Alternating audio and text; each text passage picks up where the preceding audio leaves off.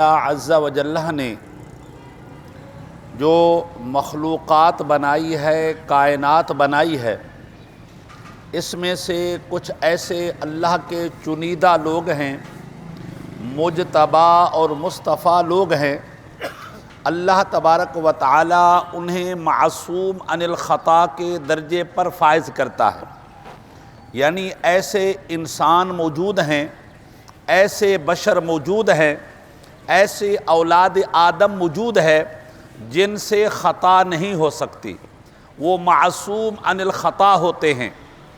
وہ اللہ تبارک و تعالیٰ کی اس کائنات میں وہ مخلوق جو معصوم عن الخطا ہے اور اللہ نے انہیں گناہوں سے بچایا ہے، وہ دو ذوات ہیں، یا تو اللہ کے پسندیدہ اور چنیدہ اور منتخب کردہ نبی ہیں جو محفوظ عن الخطا ہے، یا فرشتے ہیں نبی ہیں جو معصوم عن الخطا ہے، یا پھر فرشتے ہیں جو معصوم عن الخطا ہیں، جن سے گناہ نہیں ہو سکتا۔ لا یعصون اللہ ما امرہم ویفعلون ما یؤمرون۔ اللہ نے فرمایا فرشتوں کی تخلیق ہی ہم نے ایسے کی ہے کہ وہ تل بھر اللہ کی نہ نافرمانی کر سکتے ہیں، نہ اللہ کی معصیت کر سکتے ہیں، نہ اللہ کے حکم سے جو ہے وہ روگردانی کر سکتے ہیں، نہ وہ اللہ تبارک و تعالیٰ کے حکم سے اعراض کر سکتے ہیں۔ اور پھر پیغمبر ہیں، اللہ تبارک و تعالیٰ نے انہیں معصوم عن الخطا پیدا کیا۔ اللہ نے ان کی ذمہ داری لے رکھی ہے کہ ان سے گناہ سرزد نہیں ہوتا، ان سے خطا سرزد نہیں ہوتی، اور ان سے جو ہے اللہ تبارک و تعالیٰ کی نافرمانی سرزد نہیں ہوتی۔ میں نے جو آیت مقدسہ پڑھی ہے، اس طرح کی اور بھی آیت مقدسہ قرآن پاک میں موجود ہے۔ جب وہ پڑھی جاتی ہیں تو کچھ لوگوں کو یہ وہم ہوتا ہے کہ شاید یہ نبی توبہ کیوں کر رہا ہے، نبی معافی کیوں مانگ رہا ہے، نبی خدا کی بارگاہ میں استغفار کیوں کر رہا ہے، نبی خدا کی بارگاہ میں توبہ کیوں کر رہا ہے۔ شاید ہو سکتا ہے کہ پیغمبروں سے خطا سرزد ہو گئی ہو سکتا ہے نبیوں سے غلطی سرزد ہو گئی ہو۔ یہ بات یاد رکھیے گا، اللہ کے نبی اگر استغفار کرتے نظر آئیں، اللہ کے پیغمبر اگر خدا کی بارگاہ میں توبہ کرتے نظر آئیں، اللہ کے پیغمبر اللہ کی بارگاہ میں تضرع و زاری کرتے نظر آئیں، تو سمجھ لینا یہ امت کو درس دے رہے ہیں، یہ امت کو بتا رہے ہیں کہ ہم محفوظ عن الخطا بلکہ معصوم عن الخطا ہے۔ جب ہم خدا کی بارگاہ میں توبہ کرتے ہیں، خدا کی بارگاہ کی طرف رجوع کرتے ہیں، خدا کی بارگاہ کی طرف ہم جھکتے ہیں، تو اے انسانوں، اے امتیوں، تم سے تو گناہ سرزد ہو سکتا ہے، تمہیں بدرجہ اولا حق بنتا ہے کہ تم خدا کی بارگاہ میں توبہ کرتے رہو۔ یہ مطلب نہیں ہوتا کہ نبیوں سے خطا ہوتی ہے۔ قرآن پاک میں ہے فَتَلَقَّى آدَمُ مِن رَبِّهِ کلمات فتاب علیہ۔ ہم نے آدم علیہ السلام کو ایسے کلمات سکھائے، آدم علیہ السلام کو ایسی عبارات سکھائی، آدم علیہ السلام کو ایسے جملہ بتائے اور ایسے الفاظ بتائے، دعائیہ کلمات بتائے، جس کے بعد آدم علیہ السلام خدا کی بارگاہ میں رجوع کرتے ہیں، خدا کی بارگاہ میں جو ہے وہ توبوا الی اللہ کا منصب کرتے نظر آتے ہیں، ففروا الی اللہ کرتے نظر آتے ہیں، مسارعت الی المغفرت کرتے نظر آتے ہیں، مسارعت الی الدعاء کرتے نظر آتے ہیں۔ اللہ کے بندے، نبی جب یہ دعا کر رہا ہوتا ہے، استغفار کر رہا ہوتا ہے، وہ بتانا یہ چاہتا ہے کہ لوگوں، جو چیز تمہارے نزدیک گناہ ہی نہیں ہوتی اور خدا کی بارگاہ میں بھی وہ گناہ نہیں ہوتی، اگر وہ ہم سے سرزد ہو جائے ہم اس سے بھی توبہ کرتے ہیں، گناہ نہیں ہوتی۔ آدم علیہ الصلوۃ والتسلیم جنت میں تھے، اللہ نے ایک شجرہ ممنوعہ کا حکم دیا تھا، اس میں سے نہیں کھانا۔ آدم علیہ الصلوۃ والتسلیم کھا بیٹھے، اور پھر اللہ نے فرمایا آپ جنت کو چھوڑیں اور دھرتی پر تشریف لے جائیں، زمین پر تشریف لے جائیں۔ یاد رکھیے گا، اللہ تبارک و تعالیٰ کے نبی نے اللہ کے حکم کی نافرمانی نہیں کی تھی، اللہ نے کے حکم کی نافرمانی نہیں کی تھی، یہ اللہ تبارک و تعالیٰ کی مصلحت تھی۔ اللہ چاہتا یہی تھا، ہم نے تو اسے خلیفہ زمین کے لیے بنایا ہے، ہم نے تو اسے خلیفہ زمین پر بنا کر کے بھیجنا ہے۔ انی جاعل فی الارض خلیفہ، یہ خلیفہ تو زمین کا ہے اور مسکن اس کا جنت میں ہے، یہ خلیفہ تو اپنی اولاد کا ہے، رہائش اس کی جنت میں ہے، وہ خلیفہ تو کائنات والوں کا ہے اور بسیرا اس کا نوری اور فرشتوں میں ہے۔ اللہ نے ایک حکمت بتائی، ایک مصلحت بتائی، جس کا ارتکاب نبی نے کیا اور پھر وہ جنت میں اور وہ دھرتی پر تشریف لائے۔ وہ مصلحت ہوتی ہے، گناہ نہیں ہوتا، نبیوں سے گناہ نہیں ہوتا، نبی گناہ نہیں کرتے۔ فَتَلَقَّى آدَمُ مِن رَبِّهِ كَلِمَاتٍ، آدم علیہ الصلوۃ والتسلیم جب دھرتی پر تشریف لائے، اللہ کی بارگاہ میں استغفار کا سلسلہ شروع کر دیا، توبہ کا سلسلہ شروع کر دیا، فَفِرُّوا إِلَى اللَّهِ کا سلسلہ شروع کر دیا، مسارعت الی مغفرت کا سلسلہ شروع کر دیا، مسارعت الی الجنت کا جو ہے وہ سلسلہ شروع کر دیا۔ تو اللہ نے فرمایا فَتَلَقَّى آدَمُ مِن رَبِّهِ كَلِمَاتٍ فَتَابَ عَلَيْهِ، ہم نے کچھ باتیں بتائی تھیں، کچھ راز بتایا تھا، کہ ایک بات بتائی تھی آدم علیہ الصلوۃ والتسلیم کو، اے آدم اگر یہ تو جملہ کہے گا، یہ بات کہے گا، یہ دعا کرے گا تو اللہ تبارک و تعالیٰ پھر سے تمہیں جنت میں بھیج دے گا، پھر سے تمہیں جنت میں۔ اچھا یار یہ بتائیں کہ خطا جو ہو نا، خطا اس کے لیے ارادہ ضروری ہوتا ہے۔ میں اگر چلتے چلتے گر جاؤں تو گرنے کا تو ارادہ تھا ہی نہیں میرا، میں تو ویسے گر گیا ہوں، تو یہ خطا نہیں ہے، یہ خطا نہیں ہے۔ ایک آدمی چلتے چلتے گر گیا اور وہ مر گیا، اس کی کوئی خطا نہیں ہے۔ ایک آدمی نے خود اپنے آپ کو اوپر سے نیچے گرایا، اپنے ارادے سے گرایا، اب ہم اسے خودکشی کہتے ہیں، اسے ہم گناہ کہتے ہیں، اسے ہم حرام کہتے ہیں۔ اس لیے جس میں ارادہ پایا جاتا ہے وہ خطا ہوتی ہے، وہ گناہ ہوتا ہے، اور جس میں ارادہ نہ پایا جائے، قصد نہ پایا جائے، نیت نہ پائی جائے، وہ خطا اور گناہ نہیں ہوتا۔ اور قرآن پاک میں ہے وَلَمْ نَجِدْ لَهُ عَزْمًا، اللہ ارشاد فرماتا ہے آدم علیہ الصلوۃ والتسلیم نے جو شجرہ ممنوعہ کھایا تھا، آدم علیہ الصلوۃ والتسلیم نے جو ہم نے جس سے منع کیا تھا اس کو عقل کیا تھا، تو فرمایا اس میں تو آدم کا ارادہ ہی نہیں تھا، آدم کی تو قصد ہی نہیں تھی، آدم کی تو نیت ہی نہیں تھی۔ تو جب نیت نہیں تھی اور ارادہ نہیں تھا تو ثابت ہوا وہ گناہ بھی نہیں تھا۔ اللہ تبارک و تعالی نے آدم علیہ الصلوۃ والتسلیم کو کون سے کلمات بتائے تھے؟ آدم نے وہ دھرتی پر کائنات میں رہ کر کے وہ کلمات دہرائے، وہ دعا دہرائی، وہ دعا پڑھی۔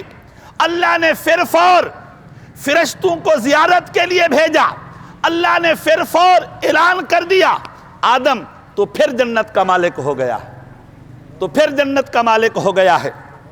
اللہ اکبر، قرآن پاک میں ہے فَتَلَقَّى آدَمُ مِن رَبِّهِ كَلِمَاتٍ فَتَابَ عَلَيْهِ، آدم علیہ الصلوۃ والتسلیم جب دھرتی پر تشریف لائے، خدا کی بارگاہ میں التجا کرتے ہیں، اے رب، اے میرے رب، الم تخلقنی بیدک، کیا تو نے مجھے اپنے دست سے قدرت سے نہیں بنایا؟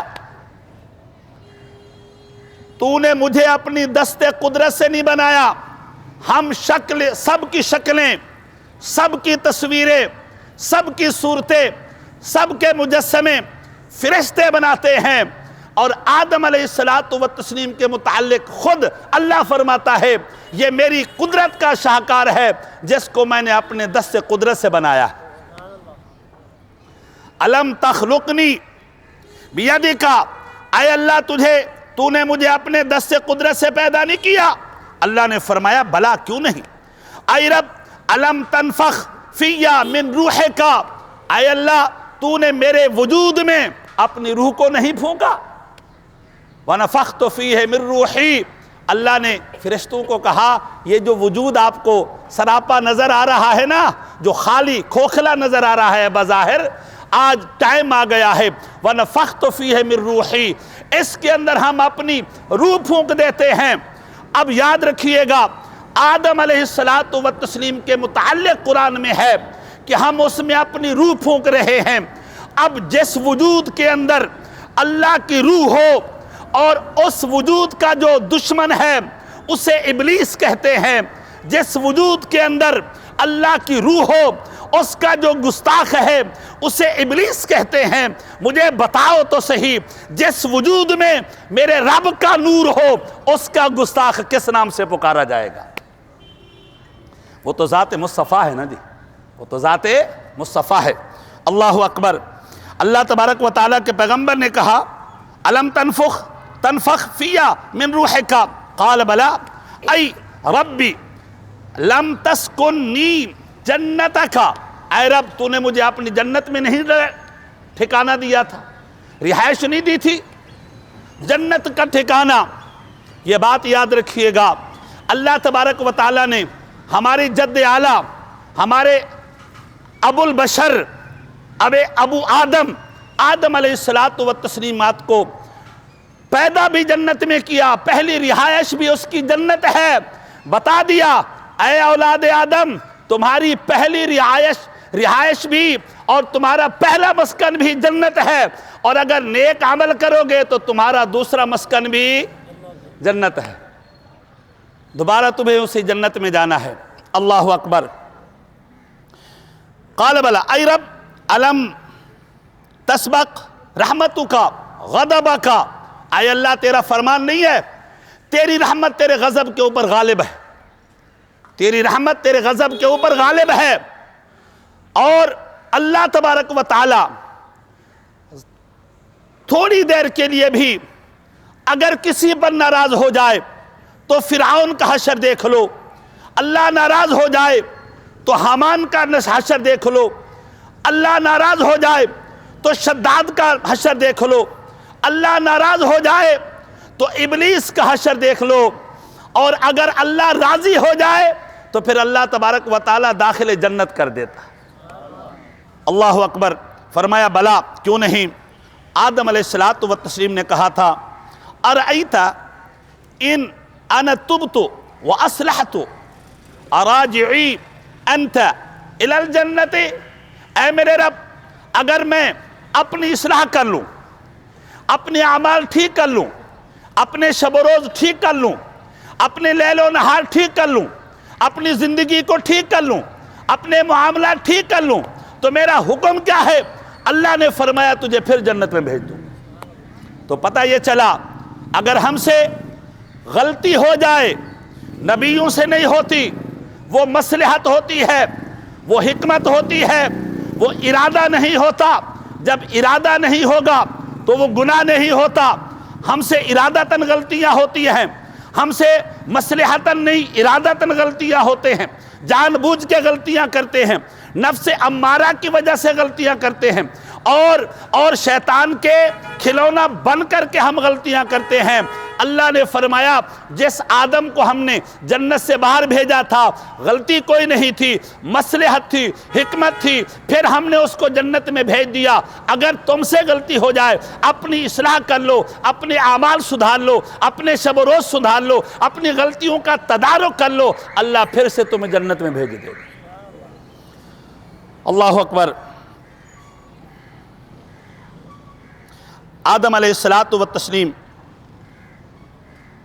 خدا کی بارگاہ میں جو اللہ نے کلمات سکھائے تھے وہ کیا تھے؟ علماء نے لکھا ہے آدم علیہ الصلوۃ والتسلیم تشریف لائے دھرتی پر، اللہ کی بارگاہ میں ہاتھ اٹھائے، فرمایا اللہم ربنا ظلمنا انفسنا وَإِن لَّمْ تَغْفِرْ لَنَا وَتَرْحَمْنَا لَنَكُونَنَّ مِنَ الْخَاسِرِينَ۔ یہ وہ کلمات تھے، یہ وہ دعا تھی، یہ وہ الفاظ تھے، یہ دعا تھی۔ آدم علیہ السلام نے جیسے خدا کی بارگاہ میں یہ دعا مانگی، اللہ نے پھر سے جنت میں بھیج دیا۔ یہ دعا بھی آپ یاد رکھیں۔ اللہ اکبر۔ حضرت آدم علیہ السلام خدا کی بارگاہ میں جو آپ کو کلمات سکھائے گئے تھے وہ کیا تھے؟ وہ یہ تھے، قال آدم علیہ السلام اللہم لا الہ الا انت سبحانک وبحمدک استغفرک واتوب الیک تبت علی انک انت التواب الرحیم۔ آدم علیہ السلام نے یہ دعا مانگی، اللہ نے جنت میں بھیج دیا۔ دعا دوبارہ سنیں اور یاد کرنے کی کوشش کریں۔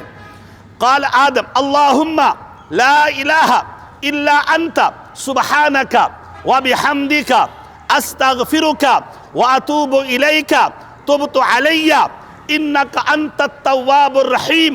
یہ وہ کلمات تھے، یہ وہ دعا تھی، یہ وہ عبارات تھی جو آدم علیہ السلام نے خدا کی بارگاہ میں جب پیش کی تو اللہ نے پھر سے داخل جنت فرما دی۔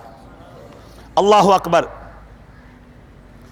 علماء نے لکھا ہے آدم علیہ السلام کو جو کلمات سکھائے گئے تھے وہ یہ بھی تھے، اللہم لا الہ الا انت سبحانک وبحمدک ربی انی ظلمت نفسی فاغفر لی انک خیر الغافرین۔ اللہم لا الہ الا انت سبحانک وبحمدک ربی انی ظلمت نفسی فارحمنی انک خیر الراحمین۔ اللہم لا الہ الا انت سبحانک وبحمدک رب انی ظلمت نفسی فتب علی انک انت التواب الرحیم۔ یہ وہ کلمات تھے آدم نے جب خدا کی بارگاہ میں پیش کیے تو اللہ نے پھر جو ہے ان کو داخل جنت فرما دیا۔ اللہ تعالی ہمارے درس کو قبول فرمائے۔ وما علینا